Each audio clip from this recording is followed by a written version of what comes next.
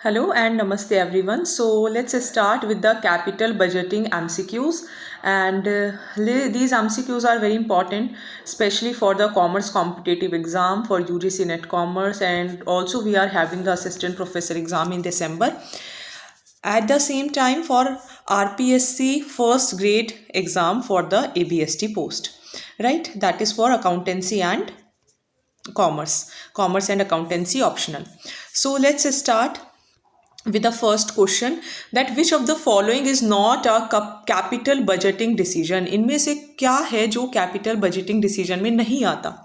First is expansion of existing operations, replacement of equipment, payment of dividends या फिर investment in a new project.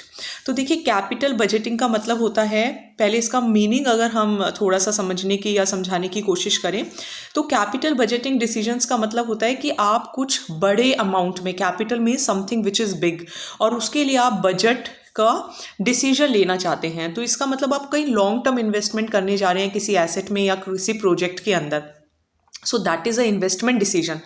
जबकि अगर आप dividends के पेमेंट की बात करते हैं तो ये फाइनेंसिंग डिसीजन होता है। अगर आपने कैश फ्लो स्टेटमेंट थोड़ा सा अगर आपने रिवाइज किया हुआ होगा तो क्लास 12th में आपको इसके बेसिक्स मिल जाएंगे, तो उसके अंदर अपन 3 एक्टिविटीज़ पढ़ते हैं, ऑपरेटिंग, इन्वेस्टिंग एंड फाइनेंसिंग। तो डिविडेंड्स पे करने की जो बात होती है वो हम फाइनेंसिंग के अंदर इंक्लूड करते हैं, नॉट इन द ऑपरेटिंग और इन्वेस्टिंग। तो ये जो कैपिटल बजटिंग डिसीजन होता है this is most related to investment decisions. So it is not a return, just a minute, yes, so it is not related to asset investment. तो ये investment से related नहीं है। तो यहाँ पे यही पूछा है कि क्या रिलेटेड नहीं है। So payment of dividends is related to financing, जबकि एक्सपेंड करना बिजनेस को इन्वेस्टिंग है, इक्विपमेंट को रिप्लेस करना इन्वेस्टमेंट है, investment in a new project is investment decision, while payment of dividends is a financing decision. So C is the answer. Now the main objective of capital budgeting, capital budgeting हम क्यों करते हैं, इसका main purpose क्या है? अपनी operational costs को कम करना, शेयर होल्डर की वेल्थ को बढ़ाना, लिक्विडिटी मेंटेन करना या फिर रिस्क को अवॉइड करना। तो देखिए कैपिटल बजटिंग मीन्स कि आप कुछ बड़े अमाउंट में कहीं पे इन्वेस्टमेंट कर रहे हैं ताकि आपकी जो वेल्थ है वो बहुत ज़्यादा बढ़ जाए। सो इसका जो मेन पर्पस होता है वो यही होता है, maximise shareholder wealth. Capital budgeting का एम होता है अपने रिसोर्सेज को इस तरीके से एलोकेट करना, या अपने प्रोजेक्ट्स में इस तरीके से एलोकेट करना कि शेयर होल्डर्स की वेल्थ बढ़े, फर्म की प्रॉफिट एंड वैल्यू बढ़ने के कारण। So the correct answer is maximise shareholder wealth. So let's move to next question. Question number 3, that in capital budgeting the technique that uses a discount rate to evaluate the desirability of an investment project is।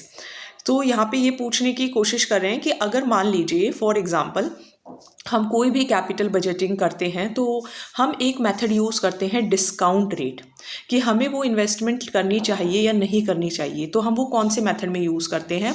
Payback के अंदर, net present value के अंदर, accounting rate of return के अंदर या फिर profitability index method के अंदर।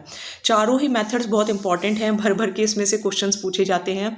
तो देखिए जिसके अंदर डिस्काउंट रेट को यूज़ किया जाता है और टाइम वैल्यू ऑफ मनी निकाला जाता है कि अगर ये पैसा हम 10 साल तक कहीं और रखते और बैंक से लोन नहीं लेते तो हमें क्या रेट ऑफ इंटरेस्ट जो है वो मिलता। सो इस तरीके के कुछ मेथड्स होते हैं जो कि हम नेट प्रेजेंट वैल्यू के थ्रू कैलकुलेट करते हैं। So net present value method calculate करता है present value of cash inflows and outflows discount rate को यूज़ करके, जिससे टाइम वैल्यू ऑफ मनी पता चलती है कि अगर इस पैसे को हमने यहाँ पे इन्वेस्ट नहीं किया होता और हमने बैंक में जमा करके रखा होता तो हमें क्या रेट ऑफ इंटरेस्ट मिलता, और अभी जो हमने इन्वेस्टमेंट किया है उससे हमें क्या रिटर्न मिला है। So that is net present value method. So the correct answer is B.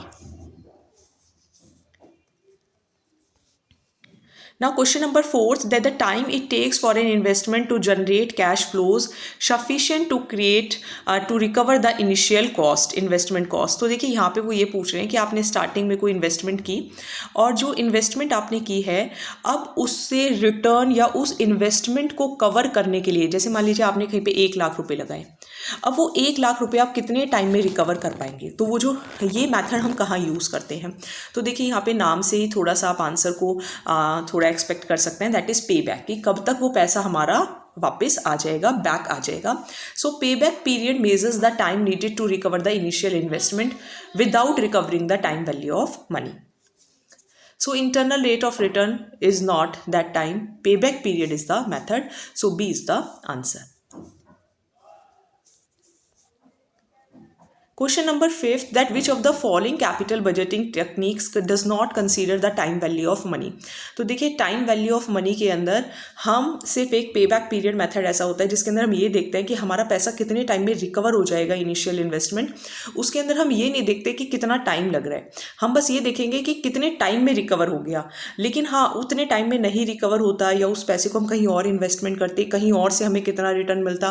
पे बैक पीरियड बस आपको ये बताता है कि आपने अगर आज 1 लाख रुपए लगाए हैं तो आपको ये 10 साल में वापस मिल जाएंगे, है ना, चाहे वो 10 साल में उसकी वैल्यू कितनी भी हो जाए. So it does not consider the time value of money.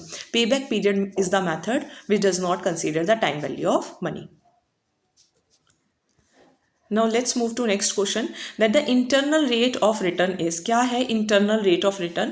तो internal rate of return का मतलब ये होता है, ये वो डिस्काउंट रेट होता है जिसमें net present value of project becomes 0 indicating its break even point, means no profit no loss. तो internal rate of return is the rate at which NPV equals to 0, यानी कि जहाँ पे net present value हमारी 0 हो तो उसे हम internal rate of return कहते हैं. पेबैक पीरियड का सबसे बड़ा ड्रॉबैक क्या है? अभी हमने देखा, एक तो ये टाइम वैल्यू ऑफ मनी को कंसीडर नहीं करता, साथ में प्रोजेक्ट की प्रॉफिटेबिलिटी, बस आपका पैसा वापस आ जाएगा, आपको प्रॉफिट हो नहीं हो, it does not consider. So payback period ignores the cash flows and it does not measures overall profitability. So it does not consider project profitability. Complicated तो ये नहीं होता, ईजी होता है, कैलकुलेशंस भी आप कर सकते हैं. So the correct answer is B. PI क्या है? What is profitability index? तो इसका फॉर्मूला आप ध्यान रखेंगे कि आपने जो इनिशियल इन्वेस्टमेंट की है और आपको जो कैश आ रहा है उसकी क्या प्रेजेंट वैल्यू है, जब हम उसको डिवाइड करते हैं, so that is profitability index. Means किसी प्रोजेक्ट की क्या प्रॉफिटेबिलिटी रहेगी. So total cash inflows upon initial investment या फिर present value of cash inflows upon initial investment. So C is the answer. जो आपके पास कैश आ रहा है उसकी प्रेजेंट वैल्यू क्या है, divided by initial investment is pi index. I will try कि मैं आपको कुछ न्यूमेरिकल्स भी इसके करा सकूं.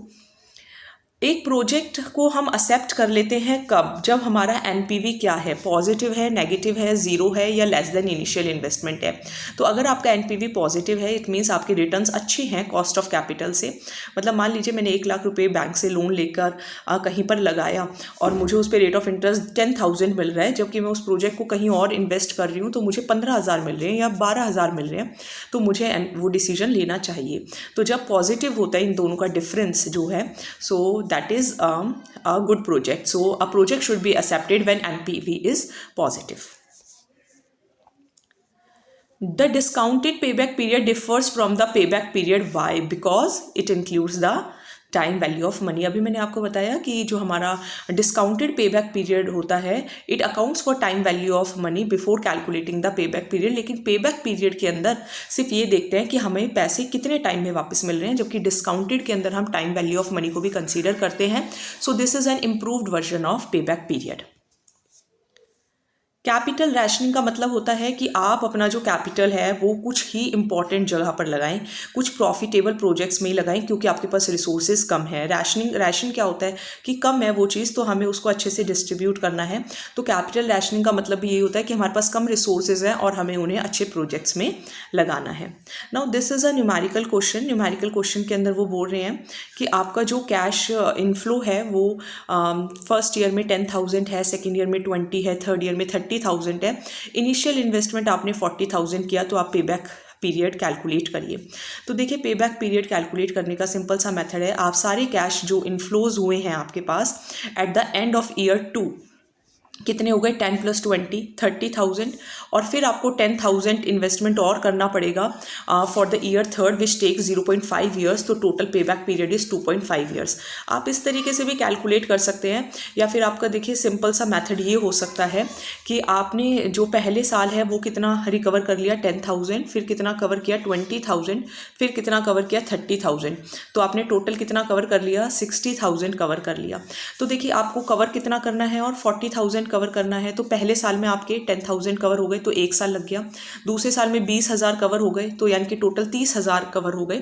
अभी भी आपको 10,000 और क्या करने पड़ेंगे, रिकवर करने हैं, क्योंकि आपने इनिशियल इन्वेस्टमेंट कितनी की हुई है, 40,000 की है, तो 10,000 के लिए और हैं, तो 2 साल से तो ज़्यादा का ही समय लगेगा, तो 2 साल से ज़्यादा का समय अगर हम कंसीडर करें सो 2.5 ईयर्स इज़ द ऑप्शन, क्योंकि 3 ईयर्स में तो आप बिल्कुल 60,000 ही रिकवर कर लेंगे, सो 2.5 is the answer. Which capital budgeting, profitability के बेसिस पे कौन सा कैपिटल बजटिंग टेक्निक जो है वो प्रोजेक्ट्स को रैंक करता है। सो प्रॉफिटेबिलिटी इंडेक्स कि हर प्रोजेक्ट का बेनिफिट टू कॉस्ट रेशो कितना है, कि इसका कॉस्ट कितना लग रहा है, बेनिफिट कितना लग रहा है, फिर हम उसको कंपेयर कर लेते हैं और देख लेते हैं कि कौन सा इन्वेस्टमेंट अच्छा है। हाइयर डिस्काउंट रेट कब होगा, हाइयर डिस्काउंट रेट तब होगा जब आपका एनपीवी क्या करे, डिक्रीज करे, यानी कि जब हाइयर डिस्काउंट रेट होता है तो आपका जो प्रेजेंट वैल्यू होती है वो कम हो जाती है और जिसकी वजह से एनपीवी भी क्या हो जाता है, कम हो जाता है। ठीक है, तो इसके न्यूमेरिकल्स मैं कोशिश करूँगी आपको ज़्यादा से ज़्यादा कराने की। जब इंटरनल रेट ऑफ रिटर्न ज़्यादा हो कॉस्ट से तभी आपको प्रोजेक्ट को एक्सेप्ट करना चाहिए। मान लीजिए आपको रिटर्न मिल रहा है 12,000, कॉस्ट आपकी लगी 10,000, obviously you should accept that project. So project कब एक्सेप्ट करना चाहिए, when internal rate of return is more than cost of capital. So here we done around 15 questions and I will try my best to bring you the most appropriate MCQs, numerical MCQs and RPSC first grade का भी आप commerce का syllabus देखेंगे तो बस एक business statistics है जो कि हमारा रह गया है, otherwise I covered almost all the topics. But अभी आपका पेपर जून में या जुलाई में होगा, 6 महीने हैं, हम तब तक जो MCQs हैं वो कबाट कंसीडर करते रहेंगे और RPSC का जो आपकी जो हिस्ट्री, कल्चर, जोग्राफी, पॉलिटी ये भी हम अपने चैनल पर पूरी कवर कराएंगे, तो आप चैनल के साथ बने रहें एंड ऑब्वियसली आपका कोई ना कोई एग्ज़ाम ज़रूर निकले। We hope for the best. So thank you so much.